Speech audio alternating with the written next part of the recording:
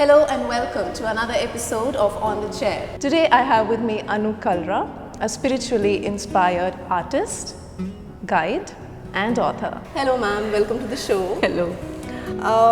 It's a beautiful weather today and I'm feeling very positive sitting here with you. We should talk about your journey into spirituality, your life and your book, Avirbhav. So to start with, you actually spent 20 years in the corporate world. You were a media consultant? Yes, in fact, I am still in the corporate world too. It isn't that I have left that environment. It is just that I spend more time with supporting people's self-expression and their self-actualization efforts. But it isn't that I have left the corporate. And I started my work in the advertising industry as a media planner and buyer. And then I moved on to a brand role and a communication consultancy role at the client side. And I'm continuing to do that role even today. In fact, I'm also teaching media planning and buying at an institute, both the graduate level course and the postgraduate course. And so it's not that I was in the corporate, I still am.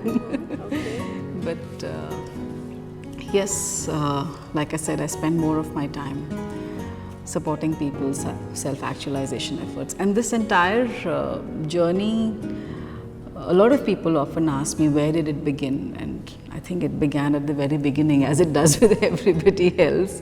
But at some level, it got accelerated due to my personal experiences of a lot of challenges that I went through, and I found a lot of strength and the capacity to deal with them through a spiritual understanding of life. And you know, it's like when somebody has been struggling with giving up smoking and they manage to give up smoking, they feel that joy of having given up.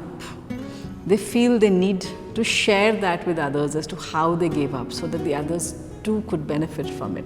So I think it is something similar in my case, that after the challenges of being initially just being a working parent, handling the tightrope walk of family life and corporate compulsions, and then moving into the domain of being a single parent, I think what I found within, the way I found that strength within, and the joy that kind of started overflowing as a result of having started this quest within, I felt that I must share with others. And also, a lot of it is also because not that I thought I should share, a lot of people started gravitating towards me, wanting answers from me.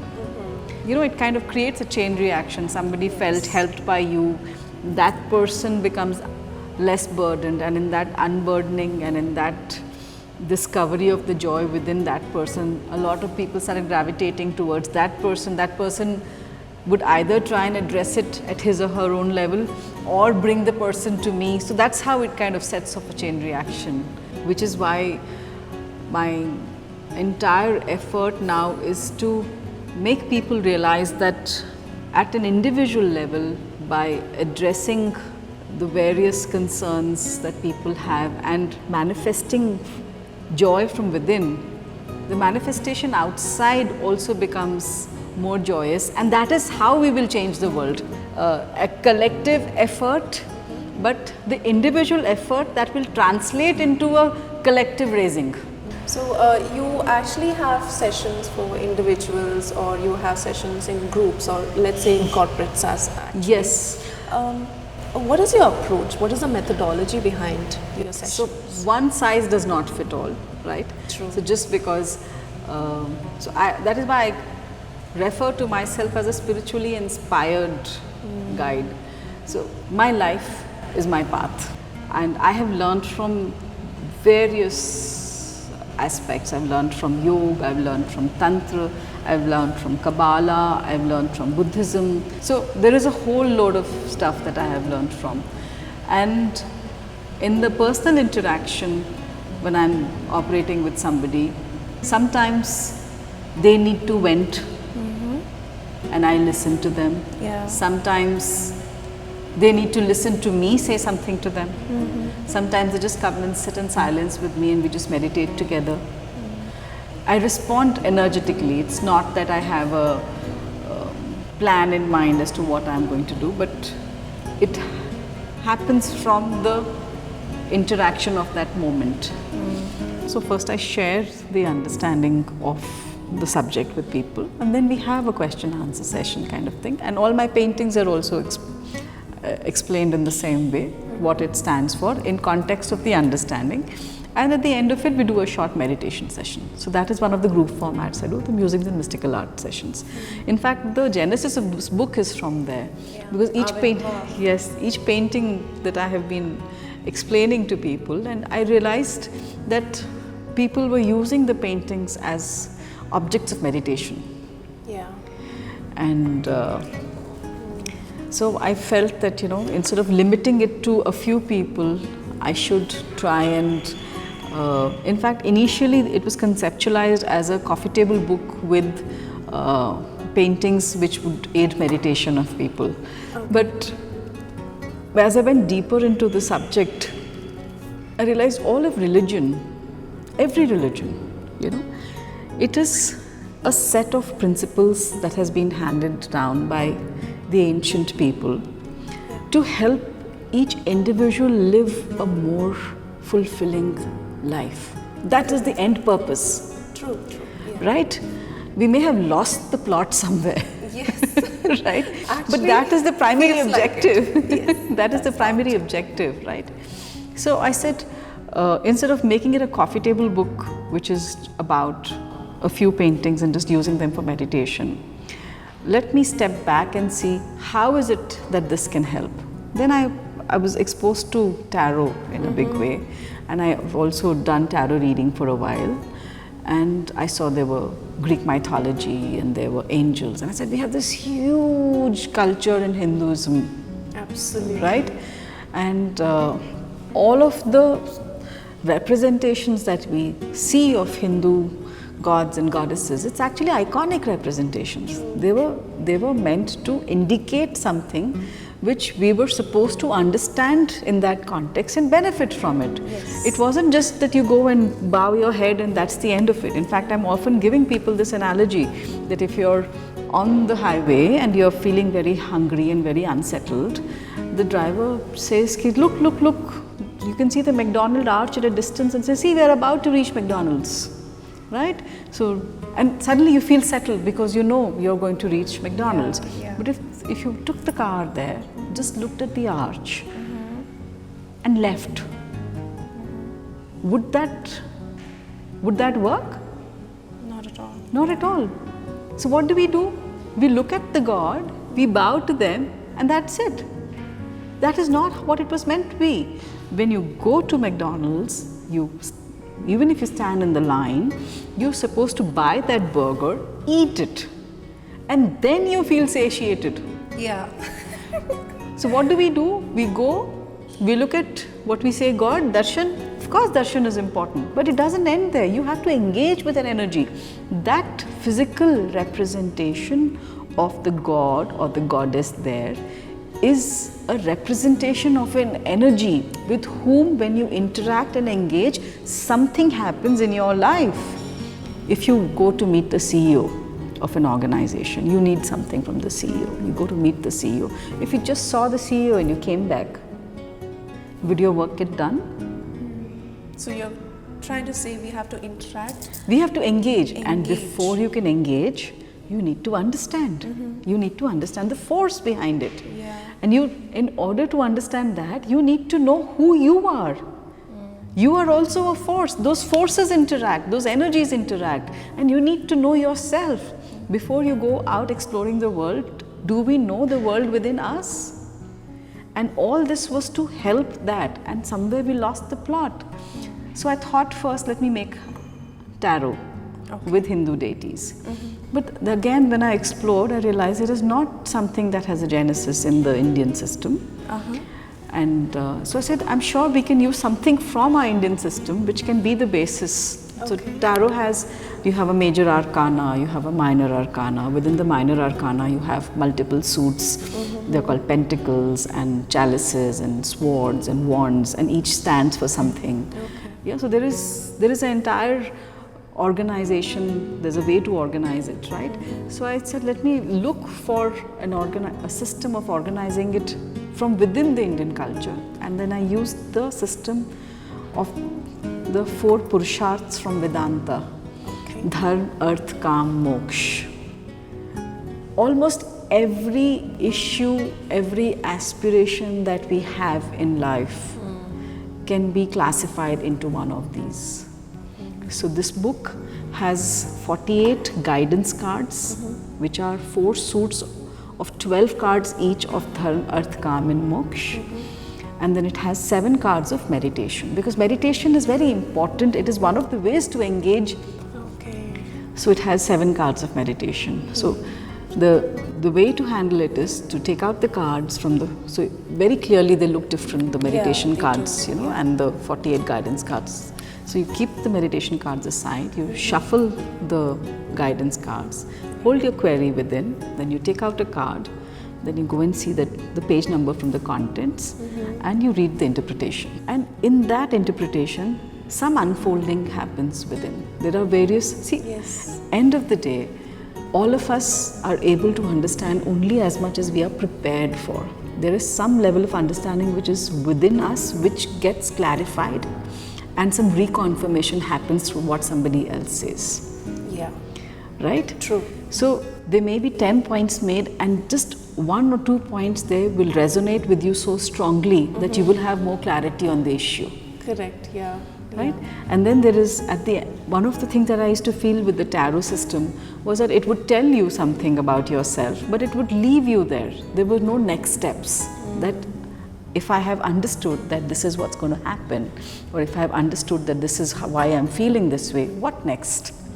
So I've included, in every interpretation at the end of it, I've included a section of recommendations and suggestions, which can be just like the deities are drawn from Puranas, from the Upanishads, from astrology, from Tantra, from various, right? So similarly, in the recommendations also, you could have a yogic practice, or you could have something to do with some kind of charity, or you could have something to do with some visualization technique. I have used multiple such elements in the kind of recommendations I've given. Okay. Yeah, it could be a mantra chanting, because mantra is very, very important aspect. Sound is an energy, right? So that brings me to supposing it's a person who doesn't chant mantras at all because of religious reasons, how will he compensate for that? Okay, so let's first understand what a mantra means, right? I'm calling it mantra because that's the way Hinduism is, but the adhan, it's a chant, right? Yeah, it is. Don't call it a mantra, it's a chant. So sound has had a role to play in every religion. Yeah. It is for a reason, no? Because it has an impact. It has an impact, yes. Right? So Sanskrit, for example, is a vibrational language. Yeah. Right? So what does it mean, a vibrational language? Where did sound originate from? And every time a sound is uttered, it has an effect on the etheric body and therefore on the physical body as well. Right? So while this may have a lot of mantra chants, but it does not mean that because your solidarity is with a different religion, it does not mean that that chant will not work on you. Okay. Because it is not about, it is of course invoking. Some of them are mantras to invoke deities. Some of them are just healing sounds. For example, today is a World Heart Day, and there is a meditation I have formulated which is for a healthy heart. I see. It is a combination of visualization techniques and some chant and some breathing processes, and by doing that complete meditation, you can actually strengthen your heart. Okay. So there is a chant in that.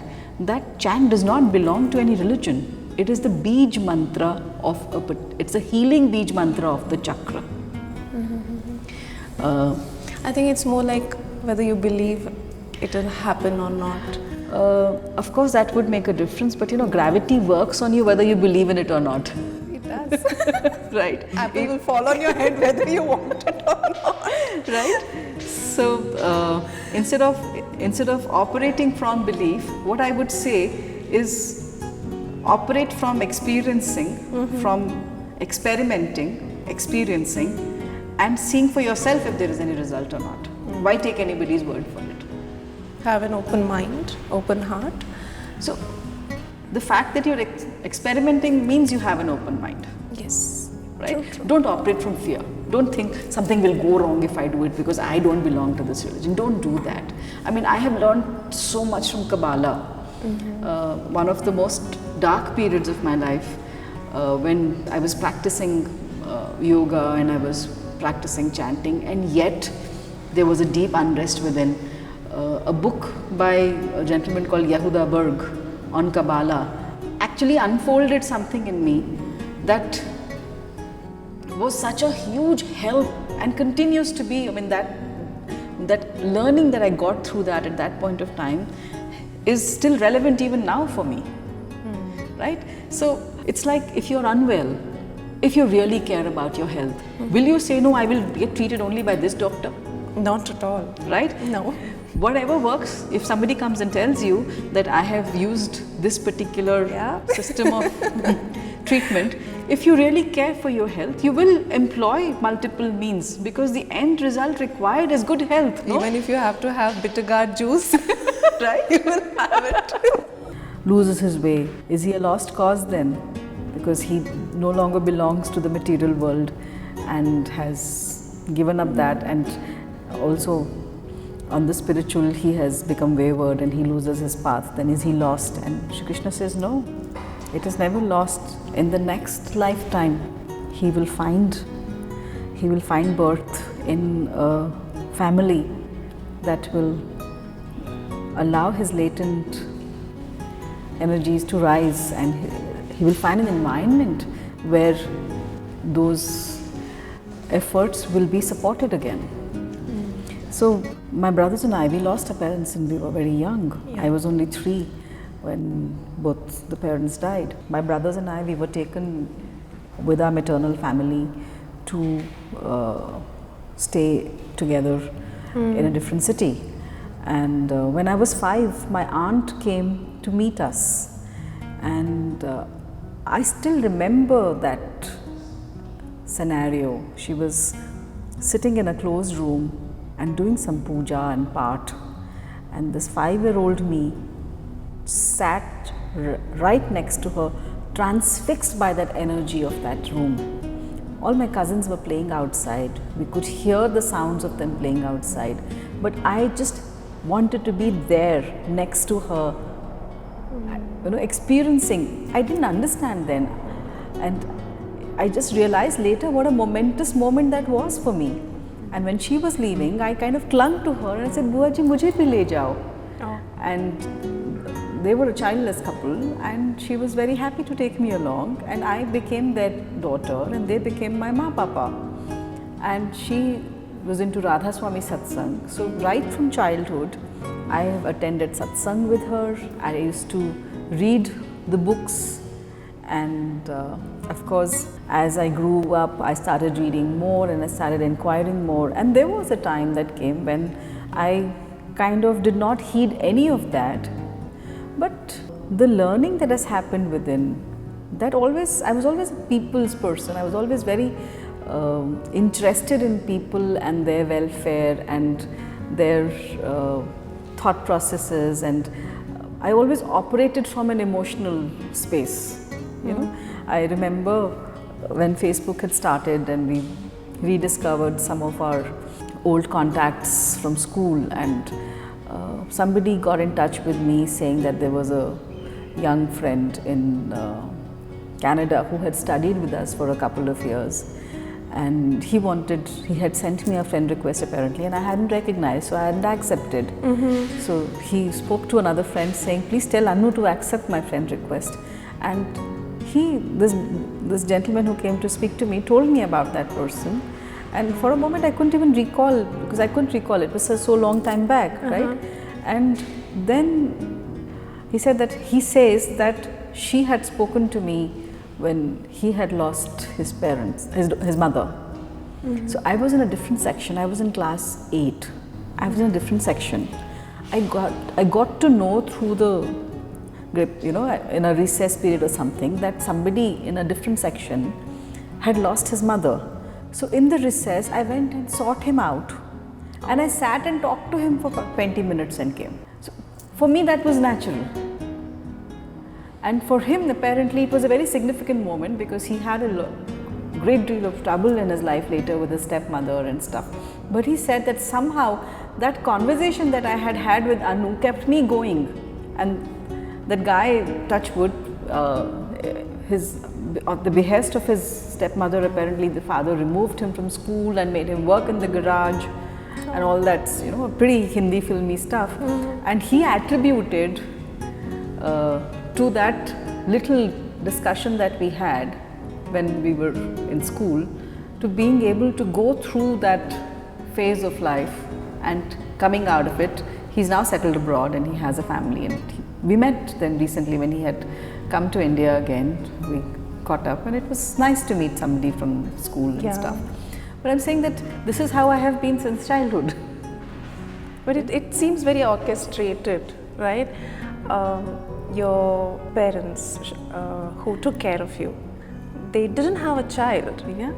So I grew up as a spoiled brat, the only child. Yeah. And yet I have a very close relationship with my brothers, and that is again another beautiful thing, that my brothers and I, since we grew up in different parts of the family, we didn't have too much interaction in our growing up years. We would only meet at family weddings and stuff, right? I was in Bangalore, they were in Ranchi or Delhi and stuff. And when we did start living together in Delhi for some time, I was, you know, teenagers, as it is, siblings fight. This is something I realized much later, that they fight because my own children fought, and it wasn't because they were growing up separately, they were growing up together, but they still fought, right? So, but when we fought, when we finally got to stay together for some time and we fought, it was quite traumatizing for everybody, right? And, but as luck would have it, I got involved with my brother's closest friend and married him. And my brothers and my mother-in-law had a fabulous relationship because they were friends to her son. And they spent so much time in my house after I got married that my brothers and I discovered each other. Wow. And we became really close as a result of it, you know, even though we had missed our childhood years growing up. And years later, when my marriage went through a turbulent time, and even though my brothers and my late ex-husband were friends, but because our relationship had become so strong, they gave me the support that I needed at that point of time. I'm in love with this phrase, the synchronicity of life, you know. And I remember many years back telling my brother that, you know, I have realized that whatever plans that I may have had, life's plans for me were much bigger, much larger, much greater than anything I would have anticipated. So he laughed and says, "Annu, shut up, you never had any plans." You didn't? So I'm saying it's not like I don't plan at all, but I'm not constantly living in the future. You know, it's not that I don't postpone happiness. It's important to accept yourself the way you are and project yourself the way you are. Why any need to project? Just be who you are. You are who you are. Be. Just who you are, right? I mean, there is this, again from the Bhagavad Gita, there is this particular verse which says that to do your own dharma badly is better than doing somebody else's dharma well. Swadharma. And a lot of people think that it means that if you are a Muslim who does not offer prayers 5 times a day and only once a day, it is better to be a Muslim than to convert into being a Hindu, or vice versa. If you're a Hindu, be a bad Hindu, but don't become a Muslim or a Christian. But that is not what dharma meant. Dharma is your true nature, to be who you are yourself. Swadharma, be true to your nature. That is more important than being like somebody else. Like, don't try and emulate someone else. Don't try and be like someone else. Be the best version of yourself. If you have to challenge yourself, be the best version of yourself. The only competition we have is to be the best version of ourselves, not with somebody else. Because each one is unique. How will you compare? You can't compare apples and oranges. Yeah, true. Right? So we get so pressured by trying to be this way and trying to be like that and this lesson I think I learned by seeing my children. You know, they're just 3 years apart, and they were so different right from childhood. You know, in the way they looked, in the way they talked, in the way they behaved, in the way their interests were, in the way their capacities were, and I realized that I loved them both, irrespective. And you know, two people can mean the world to you and be so different, which means that love is not about how they were, but something much deeper.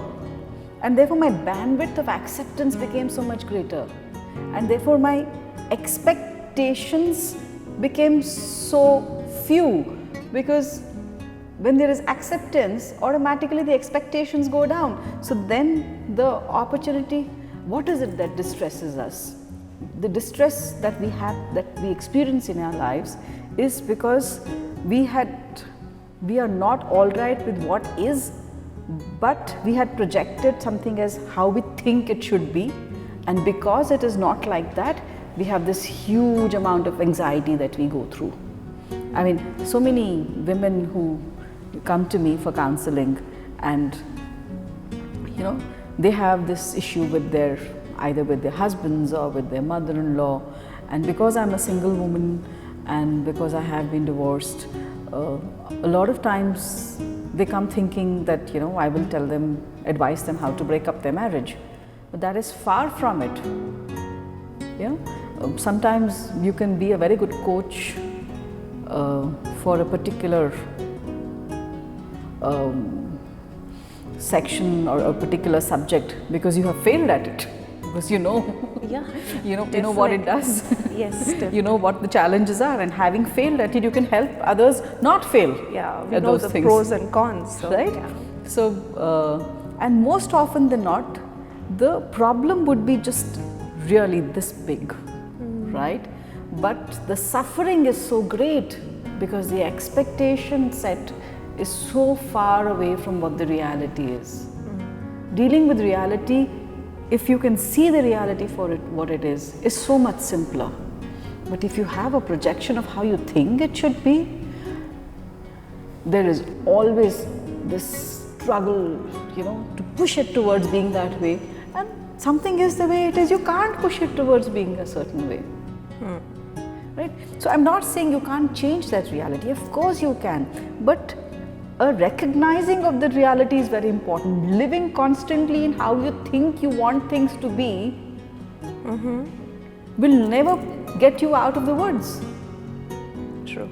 So that is probably one of the ways in which I kind of would have coped with, as you say, the drama of my life, because like as we were just discussing, I lost my parents as a kid, but I got brought up in a very loving environment, because while I lost one set of parents, I got another set of parents, and there is so much value that was added to their lives and mine as a result of it, right? And when my divorce happened, and it was a very difficult phase, and there was a lot of bitterness at that point of time, and I practically set up my house from scratch again. I bought every spoon, every fork, every item of, you know, in the pressure cooker, everything in my kitchen all over again. And I remember telling somebody, I said, I am getting an opportunity to buy my Dahej again. I'm building my house again from scratch. You know, so now, because I no longer have any, I don't have any utensils in which have probably lost their shape, but I have some emotional attachment to it and therefore can't get rid of it because I have to bring it, I have to make everything from scratch. So this, the job scenario that you were talking about, it's not that I lost my job, it's just that the company that I was consulting with went through a difficult phase and the salary stopped coming in. And my elder one was already working, but he'd just started work. My younger one was still in college then. And since they were both kind of growing up, and so what we had done was I had just taken them for a holiday to Europe, a 3-week holiday to Europe, and spent all the savings there, and the salary stopped coming. So here I was, you know, and I was, and it was very troublesome. I mean, there is still food to be put on the table, there are bills to be paid, and and I used to paint out of interest, and I used to gift paintings to people. And everyone used to say, why don't you do an exhibition, why don't you do an exhibition? And I would say, we'll see, right? And suddenly, I had to exhibit and sell my works. And there I was, I had my first solo show. So adversity actually brought out an opportunity for me. True. So I had come back from office one day. So I had a long day at work, and after dinner I sat down to paint, okay? And then I kind of felt that the painting is nearing completion, and I felt like a creak in my neck, and I kind of straightened and I looked out, and it was daybreak. I had painted through the night. God. And this is the painting that had manifested. In fact, that is where the name Manifestations, Avirbhav came from. Because I realized that it is not just that I painted, it is that something manifested through me. Mother or Sri Aurobindo, who have said, we are not human beings going through a divine journey. We are divine beings going through a human journey. Okay, that's a strong statement. That's got a lot of depth to it. Yeah. I can't believe that an economist is talking such spiritual and mystical stuff. She is an economist by qualification. Yeah. You've done a master's, and then she was in the media field. She worked in corporates. She's still consulting. And then there you go, she has these brilliant paintings and she's talking all mystical sciences, written a book.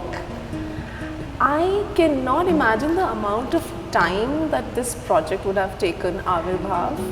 Yes. I'm sure there were tough times, there was a dip, there were highs, there was support, there were no support. How did it go? How was the journey?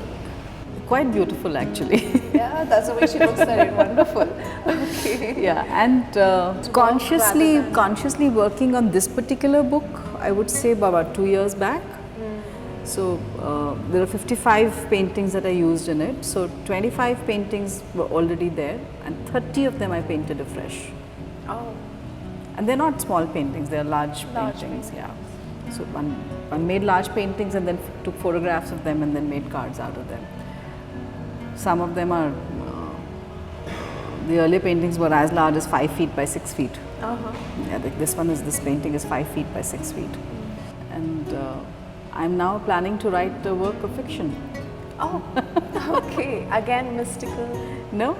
No. I'm hoping it will be more about the interactions between young people and elder people and how they support each other's journeys. So that brings me to something that you do. You have a cafe, modern satsang. What do you call it? Cafe spirituality. This was a term that I met a lady who's a Canadian citizen, Nadia, and she has been living in India for the last 40 years. She just, as bare minimum necessary to step out of the country and come back is all she does. And she's been staying, she stays in Tiruvannamalai a lot, which is, She's been very influenced by Ramana Maharishi, and she spends a lot of time there. And one day I met her among with some spiritual friends, and so she was talking about that they used to meet at a cafe and they used to call it cafe spirituality, and I said, oh my God, this is so beautiful, let's do something like this here. So she said, I'm too old, if you want to do it, do it. And I said, I would love to, because this, in fact, you know, this demarcation about this is spiritual and this is material, I find that itself very limiting, because I feel that this is my card which says the spiritual and the material sustain each other. When a mother is cooking for her child, it is not just the food that the child is nurtured through, the emotion that she has put in while she is cooking, the emotion, even if she's not cooked, the emotion with which she has served it, the emotion with which she has packed it, the emotion with which she has directed him to eat. That also nourishes. So it is not just, the nourishment happens not just from the food, it happens through the energy behind it, right? So this thing of this is spiritual, this is not spiritual, I am a little averse to saying that. So the idea of cafe spirituality really appealed to me, that why should it be limited to that, you know, you go to a satsang and that you go and read a scripture, because the awakening within can happen anywhere. You could be reading, a hoarding while you're driving could give you an answer to something that can put you at ease. True.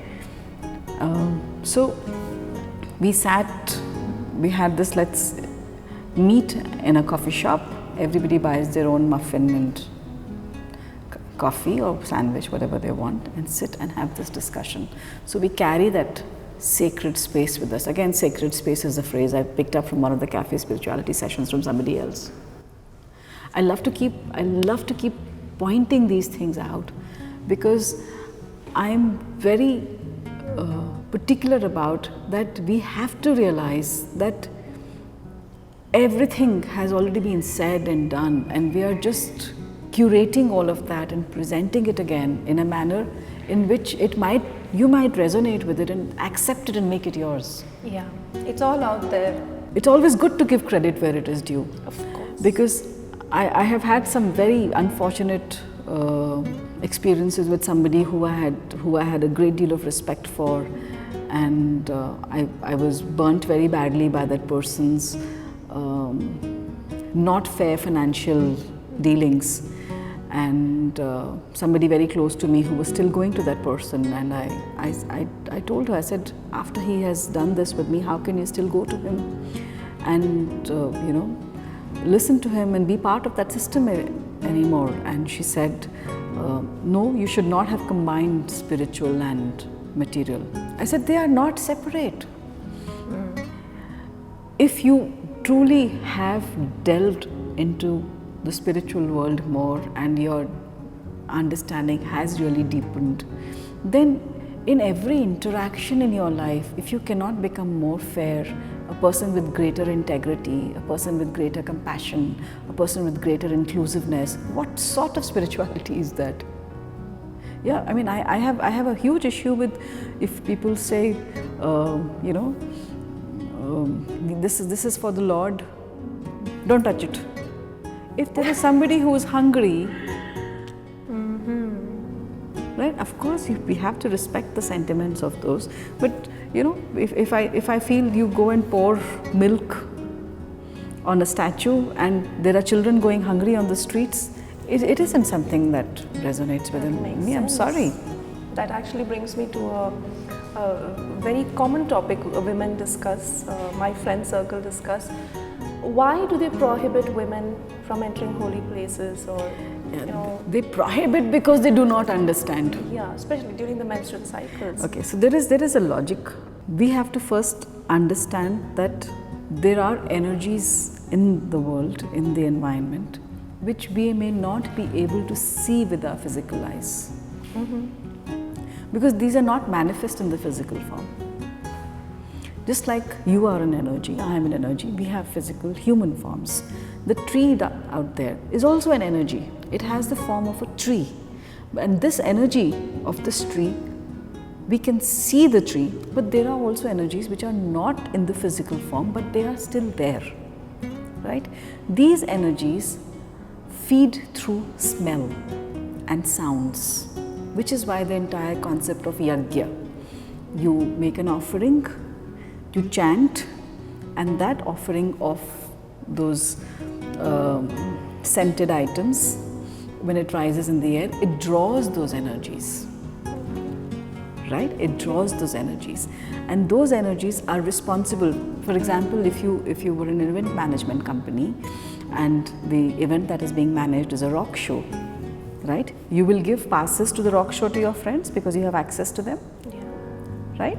So whatever you're responsible for, you can dispense with something to do with it because that is under your purview. So similarly, there are different energies in the world taking care of different aspects of life. If you want, if you're looking for wealth, there is a certain goddess you go to. If you're looking for control over your physical senses, control over your body, and you want a fit body, there is a certain energy you go to. And by invoking that deity, you strengthen that energy, and that deity in turns gifts you with the abilities that that deity is responsible for. That is how it works. And smell is a very important aspect of it because that fragrance is what draws that energy.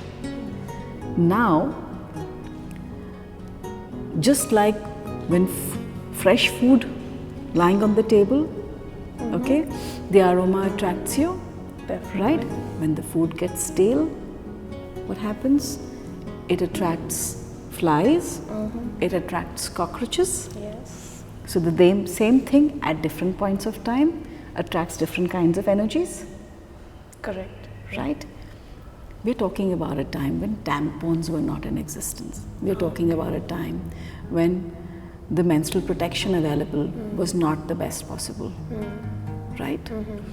So there would be a certain scent to that menstrual blood which is being expelled by the body, and that scent has the ability to disturb the energies. If you have a kitchen where you are even making the most fragrant food, that the aroma of pure ghee with a buhar of jeera in it, that chonka, it has a beautiful fragrance, right?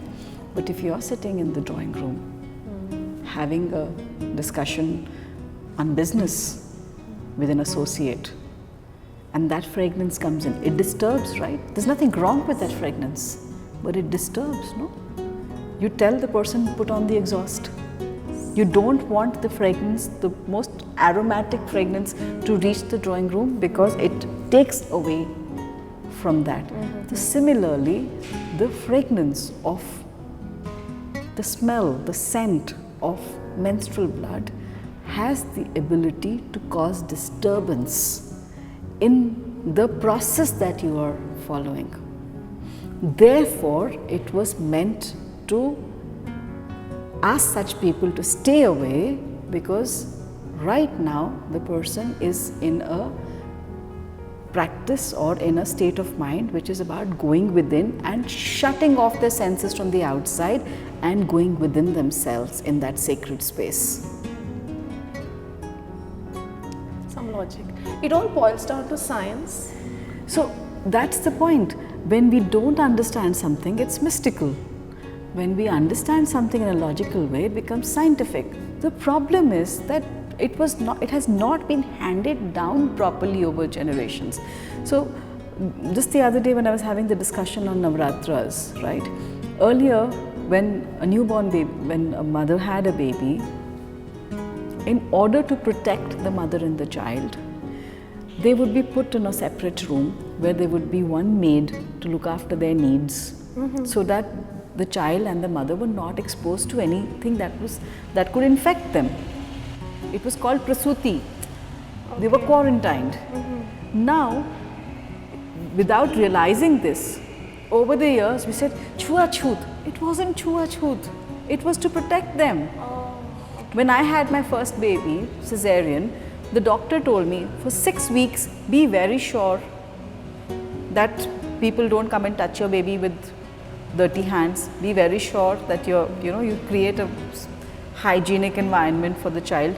And when people came home to visit, right, and they would say, oh, how sweet. I'd say, रुको रुको हाथ मत रख क्या तू तो they would look at me and say, अरे तू तो educated है, तू ऐसे कैसे behave कर रही है? And I would say, please go first wash your hands and come. You have just driven a car and come. You have all kind of bacteria and germs on your hands. Please don't lift my baby like this. Go wash your hands and then come. Then maybe I will give you my child to hold. I think it's that gap, the way they are putting it across to the generations. So I was scoffed at by a few people saying, my God, but I'm willing to take that chance. My child's health is more important. Very important, yes. Right? Yes. So these were the kind of reasons. But who's going to tell them? One thing that I've noticed, I mean, many are noticing, in fact, you would have noticed that spirituality and yoga, all these forms of meditation, people are making use of it for business. They've lost the concept of, helping people on the way. Okay, now what are your thoughts? At the time when people did not accept any money for imparting this knowledge, the society as a whole looked after the people who were committed to this work. Right? A sadhu or the teacher in a school which was run at the temple, they were taken care of, their needs were taken care of by either society or the ruler of the kingdom. Yeah. Right? So, if you go follow that concept, today if somebody decides to help people, that person who still needs to run his house and his family, what will he do? There are a lot of organizations who claim that they don't charge, right? But what they do is, they make the person so dependent on them, and then they extract, in the name of donations, huge sums of money from those people. I have been part of something like that, where the person claimed that he does not charge because this knowledge does not have, you can't put a value to it. It is true, you can't put a value to it. It is true. But if you don't charge, you still need to run your house, you still have your own expenses to meet. And in the course of the interactions, that gentleman would make you feel so dependent and so obligated to him that when he did ask you to do something, you did not decline because you felt overwhelmed, saying that this person does not charge me, how can I say no?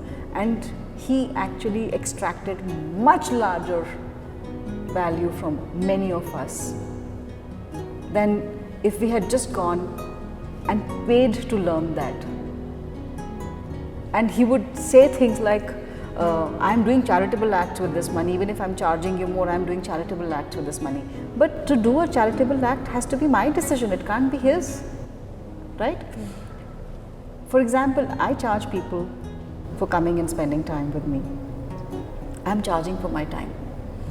For somebody, it may be a lot more valuable than the monetary value that they have paid. For somebody, it may not have any value whatsoever. It might just be a waste. And for someone who feels that their money has been wasted, they have the option of not coming back to me. Right? And for those who found value in it, they would keep coming back. Right? So a lot of people said, olden times, these things were for free. Olden times, drinking water was for free. Do you pay for a bottle of water today or not? Answer that. We do.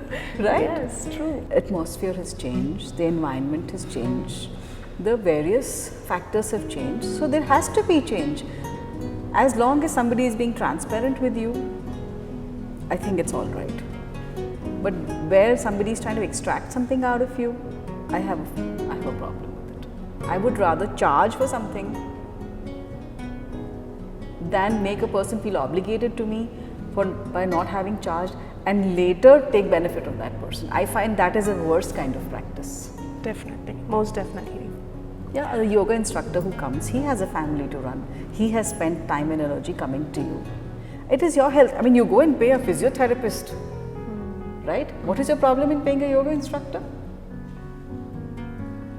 True, well said.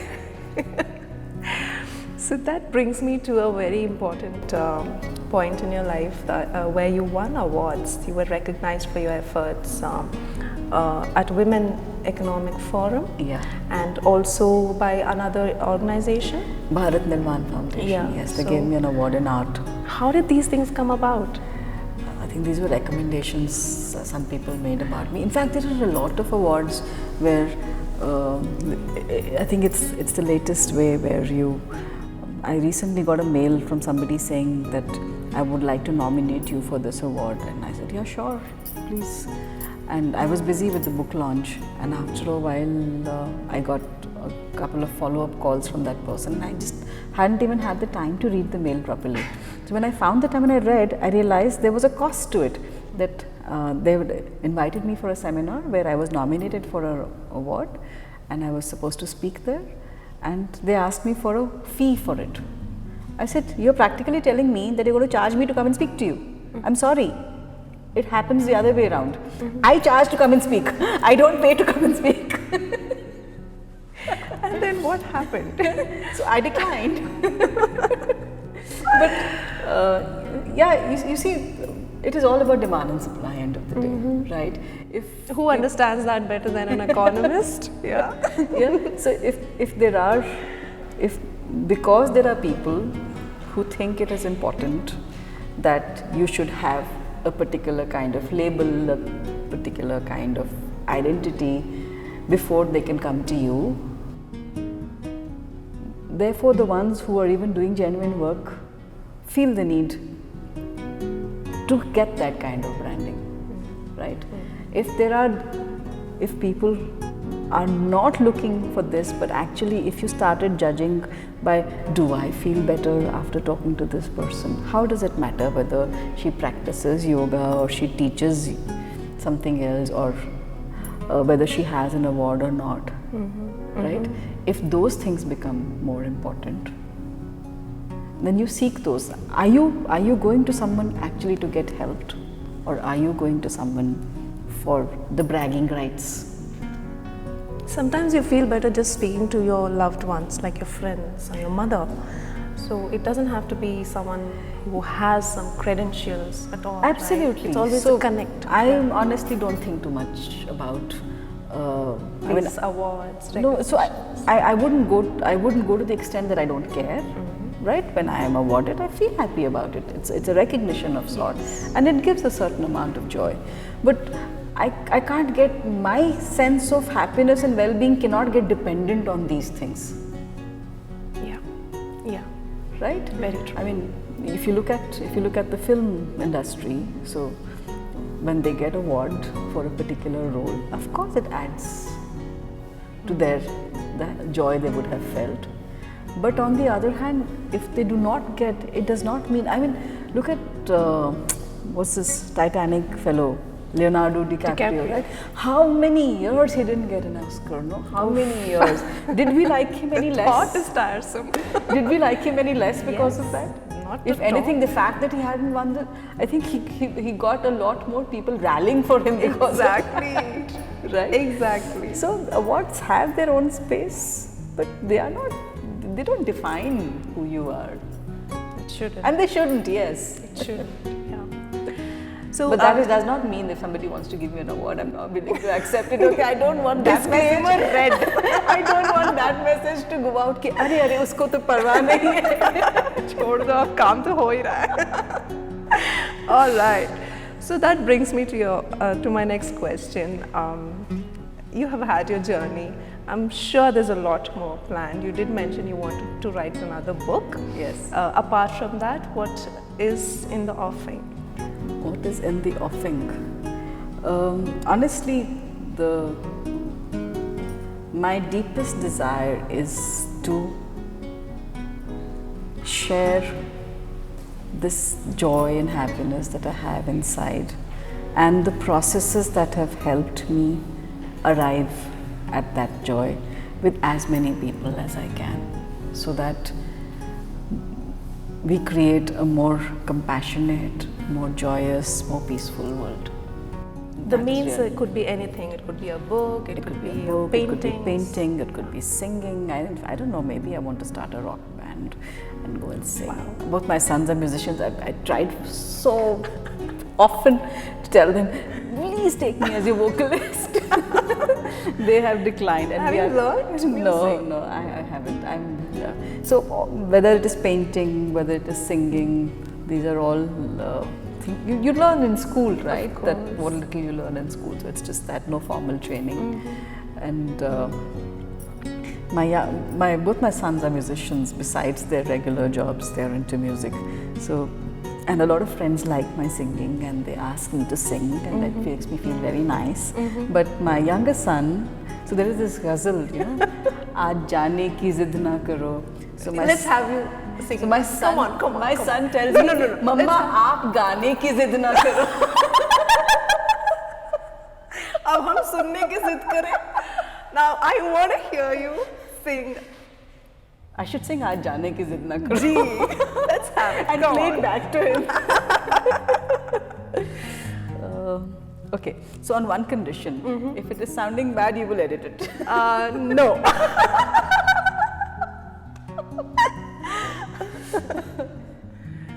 Okay, now that's too much of a risk.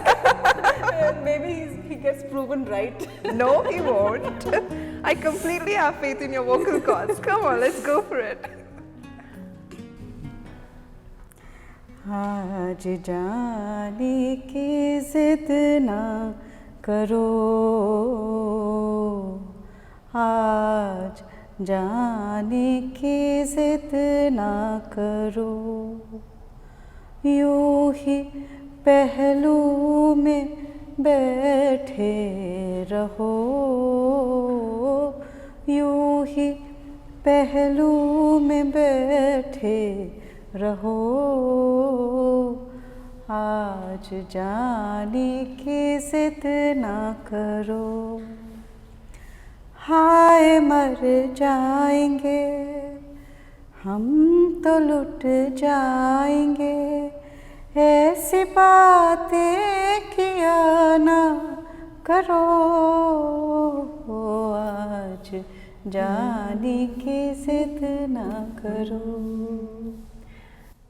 Your son is actually jealous of you. No. I'm telling you, you are definitely not a bathroom singer. You can definitely make Oh, it. I can't sing at home when he's around. And it's not, I realize it's not, you know, it's coming from something very deep from him. Because even as a baby, with my eldest son, when I would sing to him, you know, he would hum back with me as a baby. And my younger one, the moment I would sing, he would wail. Something gets disturbed in him when I sing. Well, there you go. On that note, I'm going to end this conversation with you, Annu. It was lovely talking to you. Thank you You so actually much. took me through a lot of spaces, yeah, spiritual, mystical, inner self. I guess I'll go back home and contemplate, introspect about what we've spoken. Yeah, I hope more people get in touch with you and you're Thank you able to so reach much. a lot more out there who need you. Yeah, thank you for your time. Thank you very much. you're I such a- enjoyed this interaction. Thank you for that. Do you want to say something for our viewers, YTV viewers? Yes, like I said, I have a great hope from the youth out there, and all of you together will create and take this world into better space, a space of greater compassion, greater collaborativeness, greater peace, greater joyousness. And I am here and accessible for anybody who wants to reach out to me. And lots of love and blessings to everybody. Thank you. Thank you so much, ma'am. Thanks to you. All right, that was Annu Kalra for you. And this is Arfa Siddiqui signing off for today. I'll see you in another episode of On the Chair. You take care until then. Bye-bye.